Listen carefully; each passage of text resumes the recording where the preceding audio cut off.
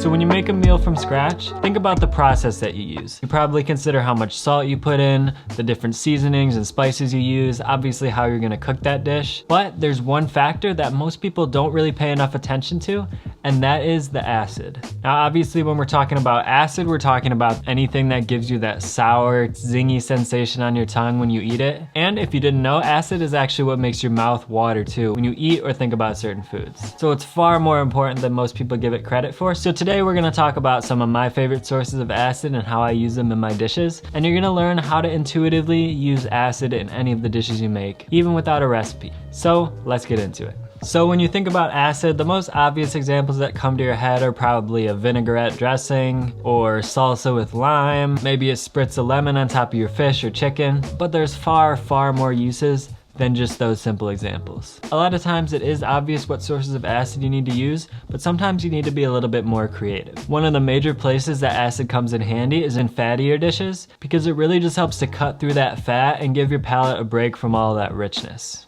And a perfect example of this is a cranberry sauce in a Thanksgiving dinner.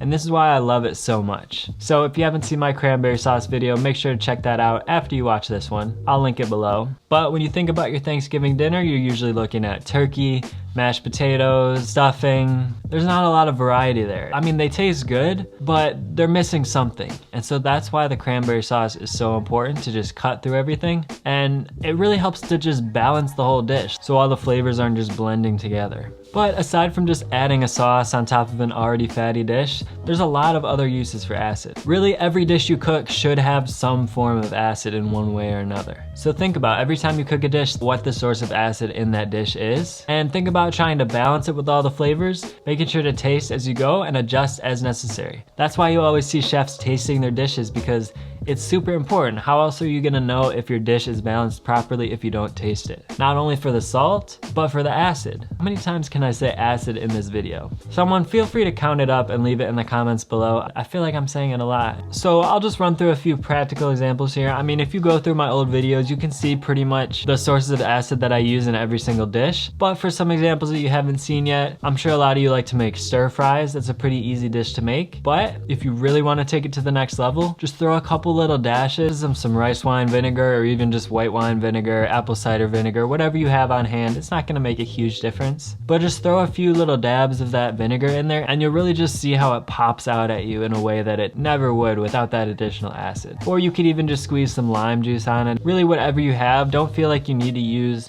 one or two specific ingredients. This is all about being able to cook without a recipe and just with what you have on hand. So to give you another example, let's talk about a little bit less obvious one, smoothies. You think about fruit in smoothies, you think about the sweetness of it, but you don't really think about balancing the acid. For me, I like to make smoothies with milk.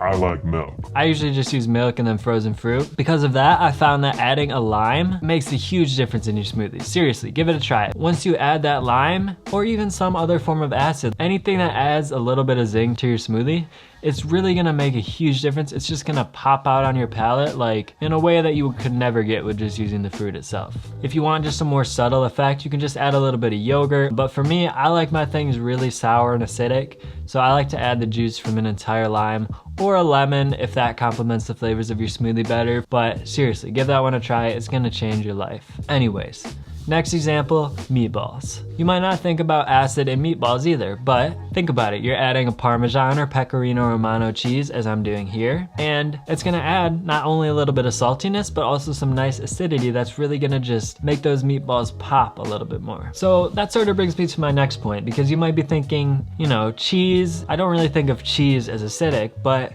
it is. I mean, especially a sharper cheese like Parmesan or Pecorino Romano or cheddar, it is going to have a good bit of zing and acidity to it, in addition to the saltiness. So it's really helpful to start thinking about different ingredients, not only in terms of the flavor profile, but the additional elements that they bring to your dish. In terms of the saltiness, acidity, fat, umami, all the basic flavors that you can taste. So cheese is like a super versatile ingredient because it pretty much has all of those factors to it. But I mean, And there's a lot of other examples out there. You know, obviously you have vinegar, you have all types of citrus juice, tomatoes, anything that's got a brine to it. So pickles, capers, olives. Pretty much as a rule of thumb, anything fermented is going to have some acidity to it. So wine, beer, fermented fruit, if that's the sort of thing that you're into.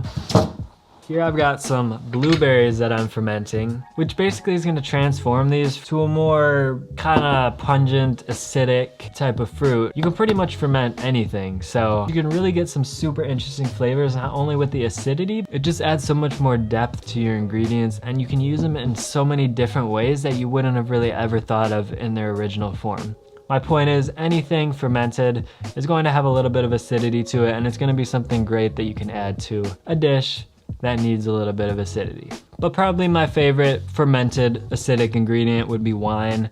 I use it all the time just to either make a pan sauce or adding it to a tomato sauce or a chili or a pot roast. Wine is a super versatile ingredient and a great source of acid. There's so many sources of acid out there, and that may seem a little bit intimidating, but there are ways to narrow down the options and kind of get a feel for what might complement the particular dish that you're making. And it really comes down to the cuisine that food falls into and what the traditionally used acidic ingredients in that cuisine are. So if you're making anything Mexican, you can't really go wrong with limes. If you're making Italian cuisine, you're probably looking more at lemons or tomatoes, Parmesan cheese, things like that. You know, if you're making an Asian dish, you're probably looking more at rice vinegar or any other sort of vinegar. So just kind of try to become familiar with the sources of acid that go well with the types of cuisine that you like to make, and just make it a habit to keep those on hand. And if you're like me, where you don't really stick to one cuisine, you make all sorts of dishes, I would just make it a habit to keep pretty much every type of vinegar that you'd ever use on hand.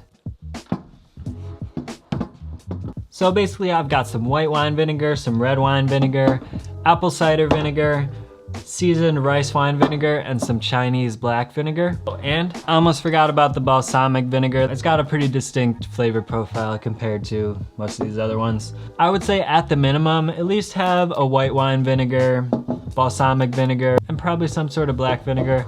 I mean, I don't use this one that much, but it does come in handy for specific dishes. So if you keep those on hand, you'll pretty much have your bases covered.